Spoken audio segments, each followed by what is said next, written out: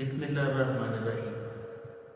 लाल junction के platform से आज हम पाकिस्तान 1973 का आइन इसको डिस्कस करेंगे। इससे पहले मैंने पाकिस्तान की कॉन्स्टिट्यूशनल हिस्ट्री जो है पाकिस्तान की आइनी तारीख, इसका मैंने आपको एक फॉलोअप दिया था। तो हम लास्ट लेक्चर में हमने इसको ख़त्म किया था 1969 में, जब 25 जुलाई 1969 को जनरल मोहम्मद जहिया खान का मार्शल लॉ लगा। ये मार्शल लॉ पाकिस्तान की तारीख का दूसरा मार्शल लॉ था। इसमें रीज़न ये एक इसका बैकग्राउंड इस तरह से है इस मार्शल लॉ का कि 1966 के बाद अयूब खान साहब जो थे उनके खिलाफ एक मूवमेंट चल पड़ी थी, तहरीक चली। ईस्ट पाकिस्तान और वेस्ट पाकिस्तान दोनों के अंदर इस तहरीक ने जन्म लिया और इसी तहरीक के अंदर जब अयूब खान अनपॉपुलर हो गए उसके बाद उन्होंने फिर अपने अहदे से रिज़ाइन जो है वो कर दिया। 25 मार्च 1969 को अयूब खान जो साहब थे उन्होंने अपने अहदे से रिज़ाइन कर दिया था। उसके बाद जनरल मोहम्मद जहिया खान जो थे चीफ ऑफ आर्मी स्टाफ थे, उन्होंने पाकिस्तान में मार्शल लॉ लगा दिया। तो 25 मार्च 1969 को 25 मार्च 1969 को पाकिस्तान में ये दूसरा मार्शल लॉ लगा था। और इस मार्शल लॉ के बाद जो 1962 का आइन था, कॉन्स्टिट्यूशन था, उसको एब्रोगेट कर दिया गया था, उसको ख़त्म कर दिया गया था। और पाकिस्तान के अंदर जो बिज़नेस है स्टेट का उसको चलाने के लिए 1969 का LFO निकाला गया था। ये 1969 का LFO जो था उसके अंदर कुछ बेसिक चीज़ें थी, जो स्ट्रक्चर था गवर्नमेंट का उसको चलाने के लिए ये निकाला था। इसके साथ एक यूनिक बात ये हुई थी कि पाकिस्तान की हिस्ट्री में कभी भी वाइस प्रेसिडेंट या नायब सदर जो है वो नहीं आए। सिर्फ पाकिस्तान की हिस्ट्री में एक नायब सदर आए थे जिसका नाम है मिस्टर नूरुल अमीन। मिस्टर नूरुल अमीन साहब पाकिस्तान के पहले नायब सदर थे और आखिरी नायब सदर में थे।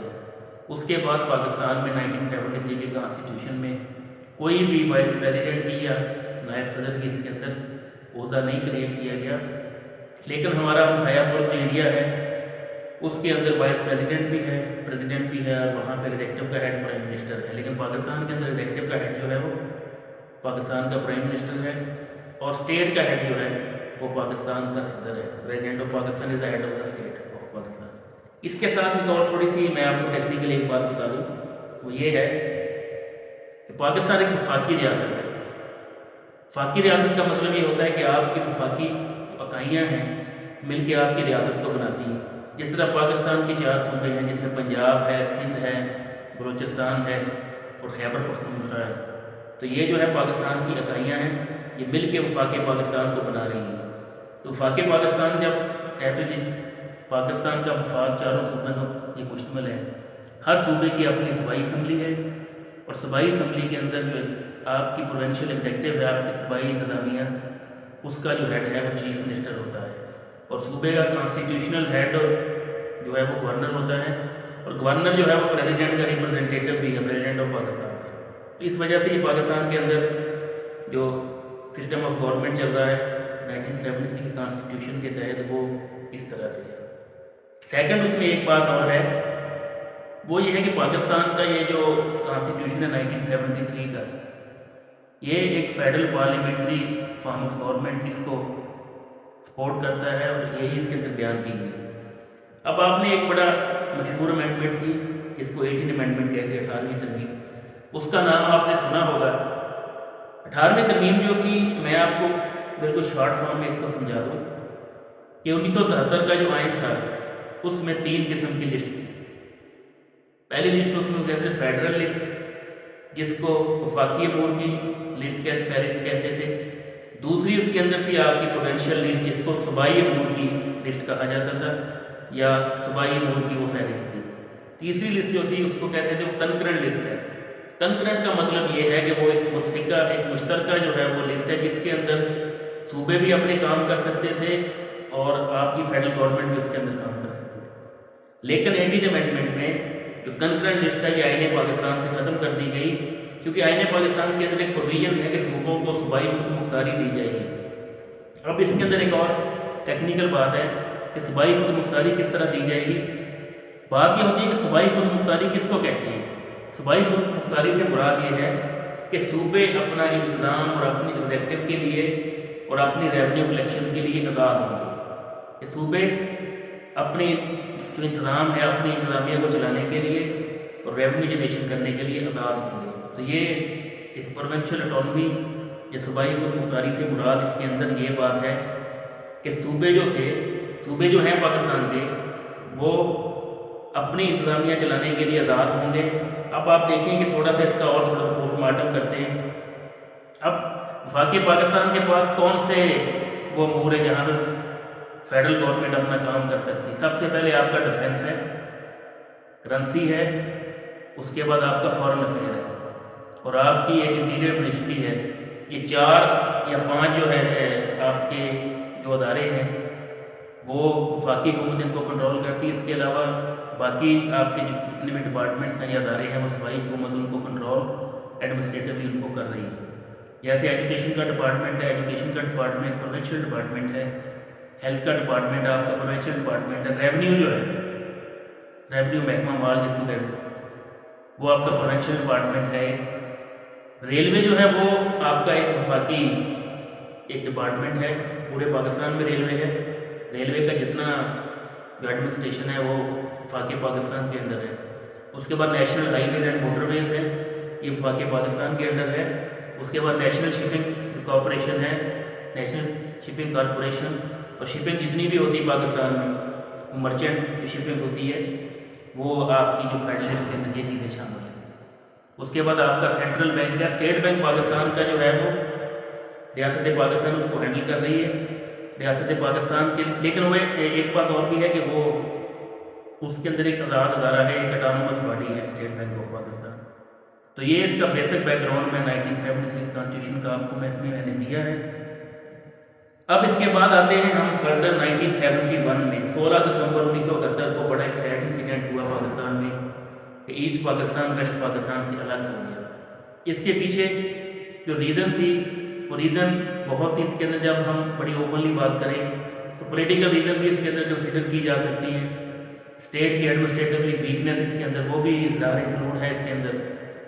थर्ड ये थी कि आपकी पॉलिटिकल अनस्टेबल उस वक्त था, अनस्टेबिलिटी थी पाकिस्तान में ईस्ट और वेस्ट पाकिस्तान के अंदर, उसकी भी एक रीज़न है। लेकिन व्हाट्सएवर जो भी था, लेकिन ये पाकिस्तान के लिए बहुत एक सैड इंसिडेंट था कि पाकिस्तान का जो दायां बाजू है वो ईस्ट पाकिस्तान और पाकिस्तान से अलग हो गया और ये बड़ा सैड इंसिडेंट 16 दिसंबर 1971 को हुआ। इसके बाद ये हुआ फिर 16 दिसंबर के बाद जनरल यहिया खान जो थे उन्होंने रिज़ाइन कर दिया बतौर सदर पाकिस्तान।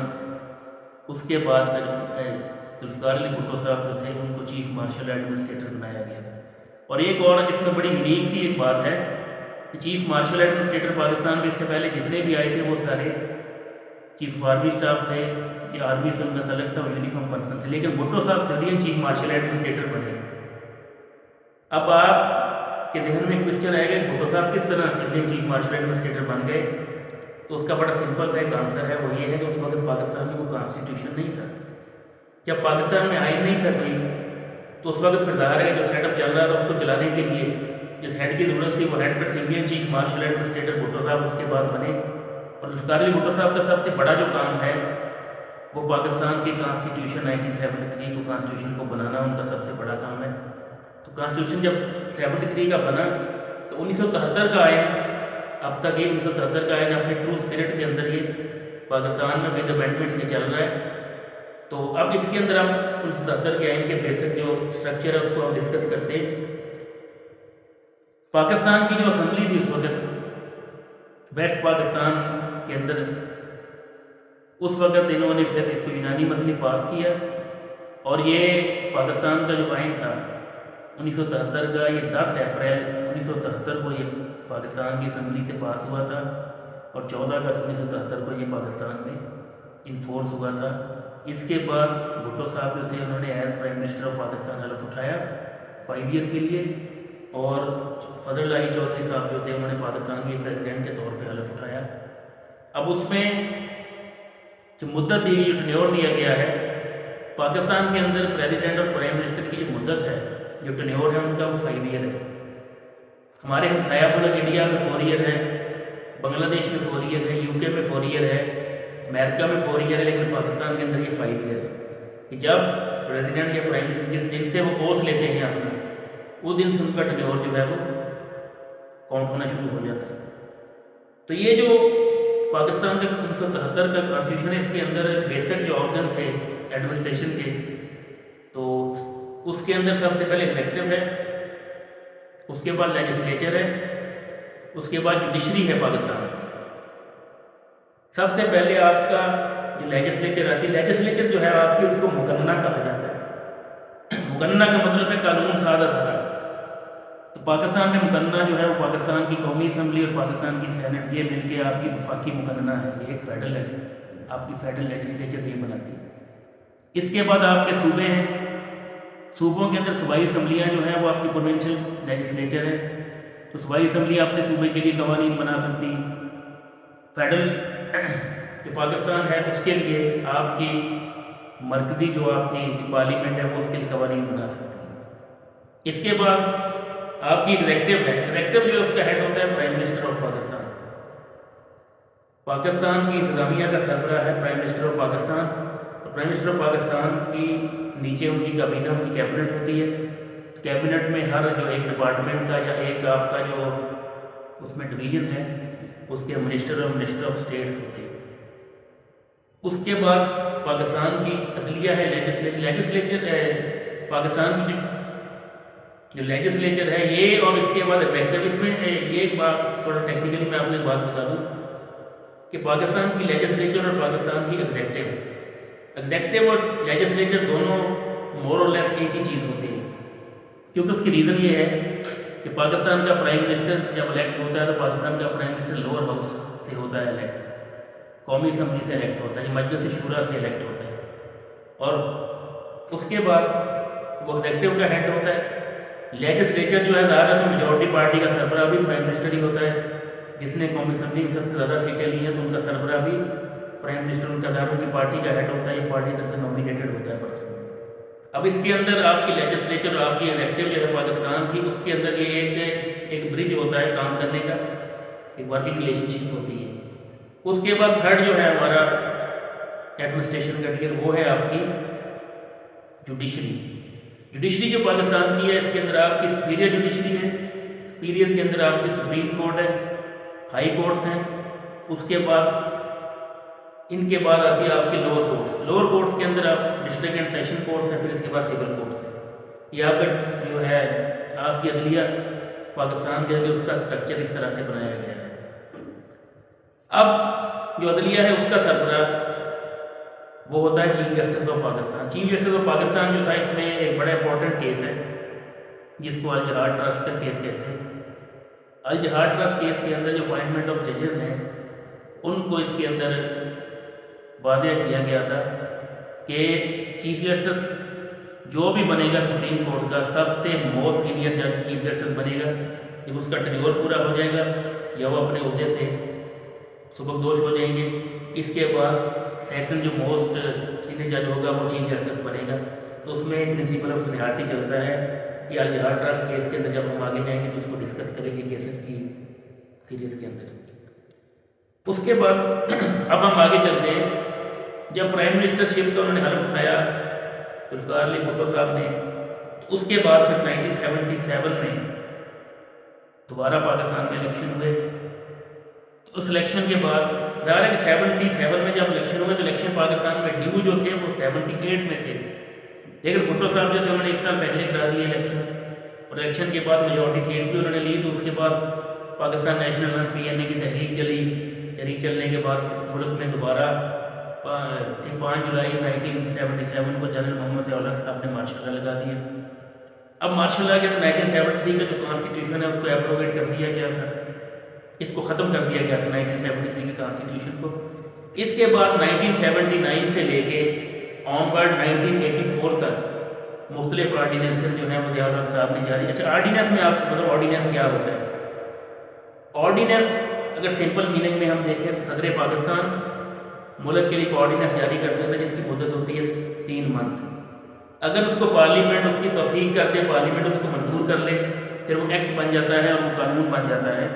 इसी तरह जो गवर्नर होते हैं सूबों के, वो अपने अपने सूबे के लिए कोई ऑर्डीनेंस जारी कर सकते हैं। ऑर्डीनेंस आपका टेम्प्रेरी लॉ एक होता है, एक टेम्प्रेरी एक्ट होता है।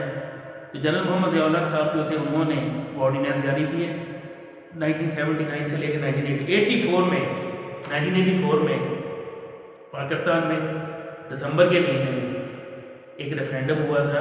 इस रेफरेंडम में जो ज़ियाउल हक साहब थे उन्होंने अपने आप को इलेक्ट करवाया, और इलेक्ट करवाने के लिए 5 ईयर के लिए वो ज़ियाउल हक साहब पाकिस्तान के सदर बन गए 85 से 1990 तक। तो 23 मार्च 1985 को ज़ियाउल हक साहब ने एज प्रेसिडेंट हल्फ उठाया। इससे इस दौरान पाकिस्तान में इलेक्शन हुए, और पाकिस्तान की हिस्ट्री में जो पहले इलेक्शन थे जो नॉन पार्टी बेस पे हुए, तो नॉन पार्टी बेस पे इलेक्शन होने के बाद फिर सिंध से मोहम्मद खान खलीफा साहब थे, पाकिस्तान के प्राइम मिनिस्टर बने, और पाकिस्तान के प्राइम मिनिस्टर उन्होंने 23 मार्च 1985 को उन्होंने हल्फ उठाया as prime minister of Pakistan, और ज़ियाउल हक साहब ने as president of Pakistan 5 year tenure के लिए हल्फ उठाया।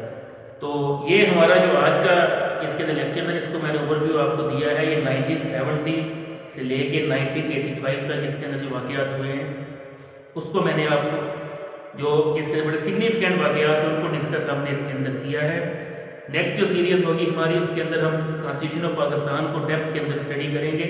तो दूसरी बात इसमें ये थी कि हम इसमें 1985 से लेके ऑनवर्ड 2024 तक इसी सीरीज़ के अंदर जो जो पाकिस्तान के अंदर इंपॉर्टेंट कॉन्स्टिट्यूशनल पॉलिटिकल वाक़यात हुए हैं उनको इंशाल्लाह हम डिस्कस करेंगे।